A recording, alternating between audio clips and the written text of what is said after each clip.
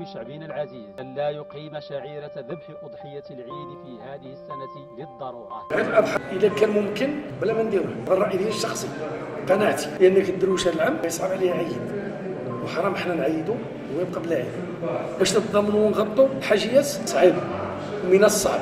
بلا ما نديروا هذه الأضحية نظرا لهذه الظرفية ديال الشباب والظرفية اللي كنعانوا منها. أنا سوي كونتر، أنا ضد القضية دي. أولا علاش؟ صحيح هي سنة مؤكدة، اللي ما عندوش الإسلام كيقول ليه ماشي مشكل، ماشي ضروري يعيد، ماشي ضروري يشري حولي، غير هو الناس اللي ما عندهمش الفلوس اللي ما قادرينش يعيدوا، هنا خصهم يبانوا الناس اللي لاباس عليهم ويخرجوا الصدقه ويخرجوا الفلوس ويطهروا فلوسهم، باش الناس اللي ما عندهمش ماشي ضروري تعيد ب 70 80 غتعيدها باش ما قسم الله الوليدات ناشطين كلشي ناشط. العيد الكبير خاصو يكون هو السنه عطانا الله سبحانه وتعالى، كنضحيو لله كل بهيمه على حساب الثمن ديالها، بغيتي الكبر داير ثمن، بغيتي الصغور داير ثمن على حساب المستطاع ديال بنادم البهيمه. كل عيد هذه ضحيه لله، كيضحي الشعب المغربي، ضحيه لله في سبيل الله. الا ما قادش على باش يعيد راه ما يعيدش، ما كاينش عنده فلوس ليه الله ماشي مشكل، هادشي ديال الله ما غنقدروش حنا ندخلوا في هادشي، لا حيله مع الله. الا كان العيد مزيان راه غيدوز مزيان، كان ناقص شويه راه داكشي على حساب العام.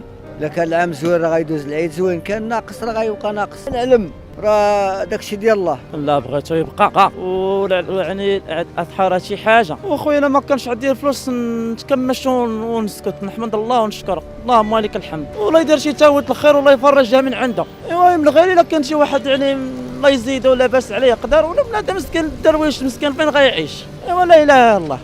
في ظل أزمة الغلاء اللي كيعيشها المغرب مؤخرا، وأزمة ارتفاع أثمنة اللحوم الحمراء اللي ولات شي حاجة صعيبة يوصل ليها المواطن البسيط وحتى اللي من الطبقة المتوسطة، فالعديد من الناس ولاو كيشوفوا باللي إلغاء عيد الأضحى هاد الشعيرة العظيمة من شعائر الله من الضروريات. هذا الموضوع خلق جدل واسع وانقسام في آراء العديد من الناس، وأن شعيرة عيد الأضحى هي سنة مؤكدة، الهدف منها أنها شرعت لشكر الله تعالى على نعمه وفيها العديد من المقاصد والمعاني. كلشي متفق باللي أثمنة الحول هذه السنة غتكون مرتفعة بزاف لعدة اعتبارات، منها غلاء الأعلاف والتحديات الكبيرة اللي واجهت الفلاحة في مواكبة القطيع ديالهم. الواقع تيفرض راسو والظرفية صعيبة، والإلغاء ما صالح حتى شي واحد، لا المواطن اللي متضرر من الغلاء في كل حاجة، ولا الفلاح والكساب اللي يقدر يولي مفلس إلا ما باعش الخرفان ديالو اللي شحال هو كيصرف عليهم وكيوجدهم لهاد النهار. المهم كنتمناو الخير لبلادنا والله يفاشيها علينا. وانتم شنو نظركم؟ واش نتوما مع إلغاء العيد أو ضد؟ شاركونا الرأي ديالكم. وكيف العادة كان معكم ميكرو مغربي، تبقاو على خير.